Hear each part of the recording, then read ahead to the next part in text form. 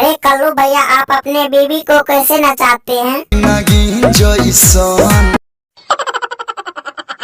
लुनगर Mitkar चौटकर comedy देखने के लिए चैनल को सब्सक्राइब करें। चलिए शुरू करते हैं। अरे कल्लू भैया, आप चश्मा कैसे लगाए हुए हैं? चश्मा लगोले दूरबीन जैसा। क्या बोले? चश्मा लगेले बानी दूरबीन जैसा। चश्मा लगा के क्या करते हैं? हारमोनिया बजावतानी बीन जैसा। अच्छा, चश्मा लगा के हारमोनिया बजाते हैं बीन जैसा। इसी सब बात हमको नहीं पूछना है, हमको पूछना है आपका बीबी रात में कैसे नाचती है? नागिन जैसा। अच्छा, आपके बेबी नागिन जैसा नाचती है। अच्छा, आपका बेबी मोटी है कि पतली है?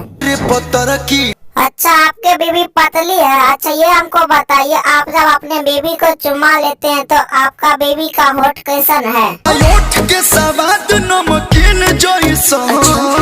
क्या बोले? होठ का स्वाद नमकीन जैसा। मान गए कल्लू भैया, आप भी किसी लैला मजनू से कम नहीं है।